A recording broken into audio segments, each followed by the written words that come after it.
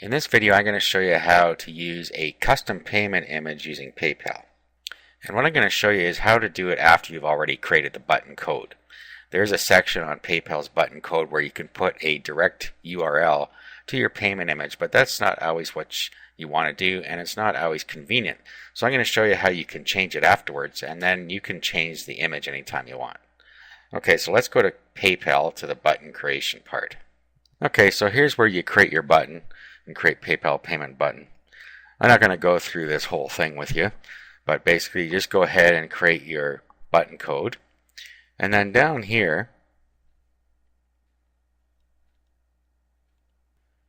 if you go into custom appearance, what you can do is you can use your own button here. And then here we have use your own image. Okay, now if you use this, what you have to do is you have to put the URL to where the button is on your server. Now this isn't always convenient, especially if you don't even know where that is yet. Also, it makes you come back and edit this code. You'll have to sign into PayPal if you ever want to change it.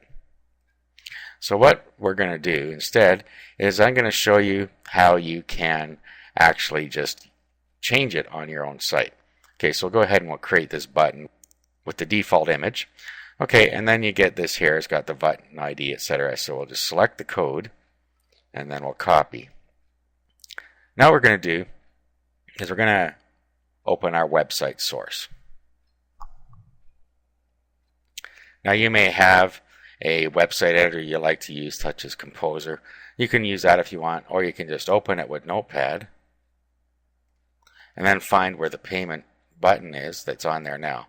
Okay, so here it is just when we find it in Notepad, but let me open it up in Composer.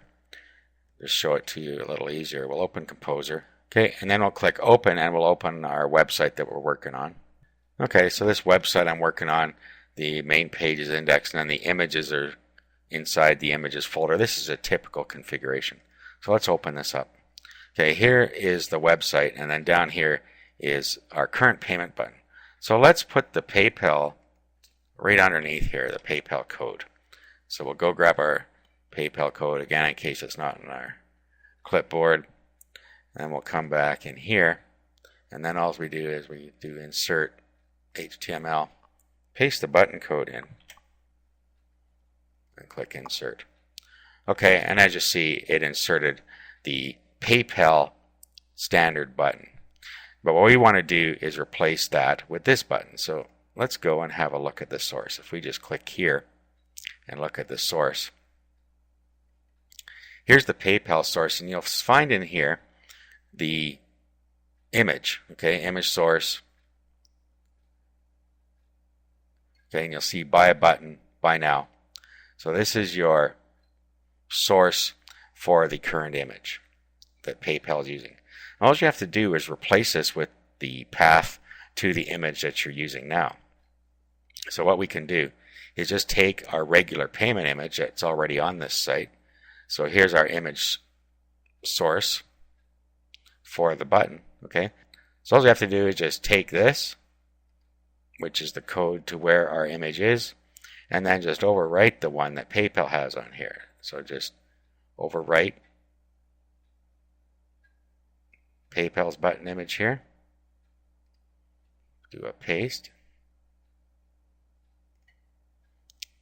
Okay, so now if we go back to view, you'll see that we have two of them. We have the one that was on here originally, and we have the PayPal one.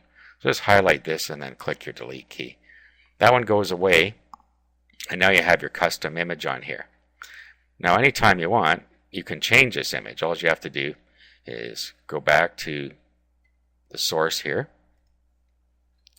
and then all you have to do is where we have that image source, and here it is here. All you have to do is change this to the location on our server where that image is going to be. The way I have it here, images/jpeg/order300.jpg, what that'll do is anytime we upload the images and website together in the configuration they're in, if we look at this here, we have index and images. Wherever we upload this, it's going to find the image because we haven't given it an absolute path with HTTP and a domain name on the front, so it'll always look here for the images no matter where we upload it. So that's the best way to do it when you're storing your images. So let's save this. Now let's go back to our web page here. Let's refresh. And there you see that our cursor's on there, and when we click this, we'll go to PayPal. And there it is. So that's all done. So that's how you can change the image on your website without having to sign into PayPal to change the code.